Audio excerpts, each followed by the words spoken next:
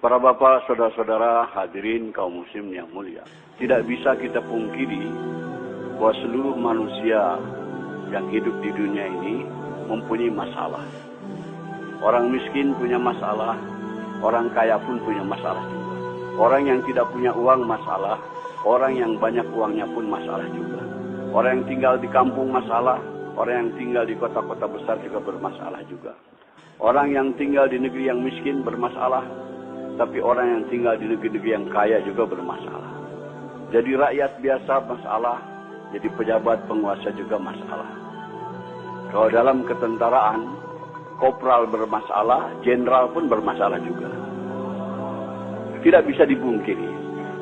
Orang yang belum kawin punya masalah, yang sudah kawin pun masalah juga. Yang belum punya anak masalah, yang sudah punya anak banyak pun masalah juga. Yang tinggal di gubuk bermasalah, tapi yang tinggal di rumah-rumah mewah juga bermasalah juga. Allah Subhanahu wa taala mengutus Rasulullah sallallahu alaihi wasallam untuk menyelesaikan segala masalah manusia. Masalah manusia dunia maupun masalah di akhirat.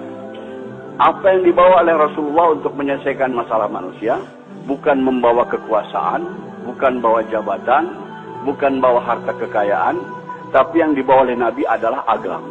Jadi agama ini diturunkan oleh Allah untuk menyelesaikan masalah-masalah manusia. Siapa yang mau mengamalkan agama, mentaati Allah, ikut cara Rasul, masalahnya akan diselesaikan oleh Allah Subhanahu wa taala. Orang miskin kalau mau selesai masalahnya, tidak perlu jadi kaya. Sebab jadi orang kaya belum tentu selesai masalah. Tapi kalau orang miskin ikut agama, amalkan agama, pasti diselesaikan oleh Allah masalahnya. Setiap kita ingin kepada kehidupan yang baik, keadaan yang baik, ini akan tercapai dengan agama. Allah Subhanahu wa taala berfirman dalam Al-Qur'an, "Man 'amila shalihan min dzakarin aw unsa wa huwa mu'min, fala yuhyiyannahu hayatan thayyibah." Barang siapa yang beramal soleh, yaitu taat kepada Allah dengan cara Rasul, baik laki-laki maupun perempuan, dan dia beriman, kami akan berikan kepadanya kehidupan yang baik. Kehidupan yang baik akan datang kepada kita bukan dengan harta, bukan dengan kekayaan, bukan dengan kemewahan, tapi dengan agama. Kalau kita amalkan agama dalam kehidupan kita ini, semua masalah kita diselesaikan oleh Allah Subhanahu wa taala. Begitu juga kehidupan kita bermasyarakat, bernegara, kalau ingin masalah-masalah selesai dari masalah masyarakat, masalah kenegaraan dan sebagainya, agama juga. Allah berfirman dalam Al-Qur'an, "Walau anna ahlal qura amanu wa taqaw la fatahna 'alaihim barakatin minas sama'i wal ardh." Andai kata penduduk suatu negeri itu iman dan takwa kepada Allah, kami akan bukakan kepadanya pintu keberkahan daripada langit dan bumi. Kemakmuran, kesejahteraan, keamanan akan tercipta dengan agama, dengan taat kepada Allah Subhanahu wa taala. Maka Rasulullah SAW berjuang mati-matian memahamkan kepada umat betapa penting agama ini. Betapa penting agama ini untuk menyelesaikan masalah. Sebab manusia terkeliru, tertipu. Mereka yakin dengan yang zahir. Disangkanya dengan berharta, dengan berkekayaan, dengan berjabatan, dengan pangkat, kehidupan akan nyaman. Tidak, hadirnya mulia. Fir'aun kaya raya, jabatannya tinggi, tapi tidak taat kepada Allah, bermasalah kehidupannya. Qarun kaya raya, orang terkaya di dunia ketika itu, tapi tidak mau taat kepada Allah, bermasalah hidupnya. Namrud juga raja dunia, dia tidak taat kepada Allah, bermasalah kehidupannya. Semua masalah-masalah datang kepada kita dari dia taat kepada Allah Subhanahu wa taala. Bukan karena pendapatan kecil, bukan karena miskin, bukan. Yang menyusahkan kehidupan kita ini adalah dosa-dosa kita sendiri. Hadirin, di Jakarta ada ungkapan kata gubuk derita. Maksudnya karena tinggal di gubuk hidup menderita. Sebetulnya yang bikin menderita bukan gubuknya, tapi dosa-dosanya hadirnya. Orang yang berdosa itu walaupun tinggal di gedung yang mewah, tetap hidupnya akan gelisah hadirnya mulia. Ketahuilah hadirnya mulia, semua kesusahan yang datang kepada kita ini akibat daripada dosa-dosa kita. Allah Subhanahu wa taala memberikan contoh yang gamblang dalam Al-Qur'an. Nabi Ibrahim alaihissalam dapat cobaan kena hukuman bakar oleh Namrud, dimasukkan ke dalam api selama kurang lebih 40 hari 40 malam. Tapi karena Nabi Ibrahim orang yang taat kepada Allah, orang yang mengamalkan agama, di dalam api dibahagiakan oleh Allah Subhanahu wa taala. sejuk, nyaman, sejahtera, dapat makan, dapat minum. Masa di gubuk menderita? Nabi Ibrahim dalam api tidak menderita, hadirin, karena bersih daripada dosa. Andai kata hidup kita lurus taat kepada Allah, dalam gubuk pun akan dibahagiakan oleh Allah Subhanahu wa taala. Hadirin yang mulia, ini harus kita camkan, tanamkan dalam hati kita keyakinan dan beritahu dunia bahwa kebahagiaan bukan dalam kebendaan, bukan dalam kekuasaan, tapi dalam taat kepada Allah. Siapa yang tidak taat kepada Allah akan celaka hidupnya, dunianya apalagi akhiratnya. Kita bertanggung jawab atas perkara ini.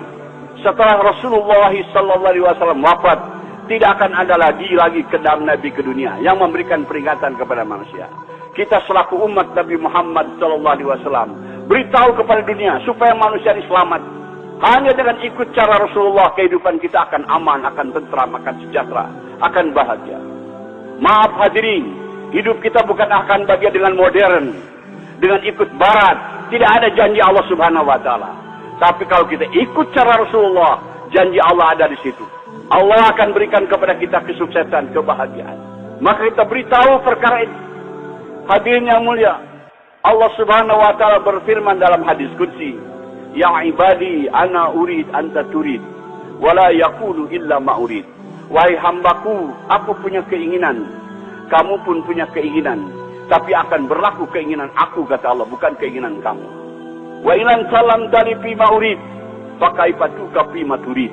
Kalau kamu tunaikan keinginan-keinginan aku, maka aku akan tunaikan segala keinginan-keinginanmu. Tetapi kamu kalau tidak mau menunaikan keinginan aku akan susahkan engkau dalam menunaikan keinginan-keinginanmu. Dan yang akan berlaku adalah keinginan aku, kata Allah. Jadi hadirin, metode, teknik supaya keinginan-keinginan kita tercapai. Kita ingin bahagia, ingin sejahtera, ingin aman, ingin tentram. Caranya adalah tunaikan keinginan Allah. Tunaikan keinginan Allah. Kalau kita tunaikan keinginan Allah, segala keinginan-keinginan kita akan ditunaikan oleh Allah Subhanahu wa taala. Allah Subhanahu wa taala pencipta kita, pencipta alam semesta semuanya. Dia yang berkuasa, hadirin. Allah berkuasa membahagiakan hambanya walaupun dalam gubuk. Allah berkuasa membahagiakan hambanya walaupun dalam kemiskinan. Allah berkuasa juga menyusahkan hambanya walaupun dalam istana. Allah berkuasa menyusahkan hambanya walaupun di tengah kekayaan, kaya raya. Hadirin, hanya dengan jalan taat kepada Allah. Apa keinginan Allah tadi, hadirin? Allah tidak minta diberi makan, diberi minum. Allah ingin supaya agamanya diamalkan.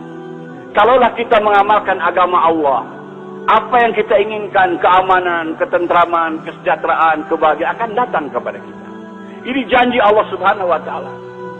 Jadi caranya adalah bukan dengan kemewahan, adalah caranya tunaikan keinginan Allah, yaitu agama. Hari ini orang ingin bahagia, agama ditinggalkan. Tambah jauh, tambah sesat, hadirin yang mulia. Maka kumpul-kumpul kita di sini, hadirin, untuk memahamkan pertama kepada diri kita perkara ini. Setelah itu kita bangkit korban, beritahu ke seluruh dunia bahwa kebahagiaan bukan dalam kebendaan, bukan dalam ekonomi, bukan dalam industri, bukan dalam perdagangan, tapi dalam agama.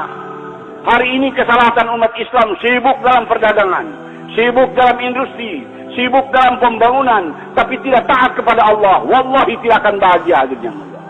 Kita ingin bahagia tapi tidak ikut cara Rasul. Kita mau ikut cara barat, tidak bisa, tidak dijamin Allah. Bahagianya akan datang dengan ikut cara Rasulullah SAW. Semua masalah akan diselesaikan oleh Allah Subhanahu wa taala. Betapa penting ini agama. Hadirin, segala kesusahan yang datang kepada kita ini akibat daripada dosa-dosa kita. Maka jalan keluarnya kita tobat.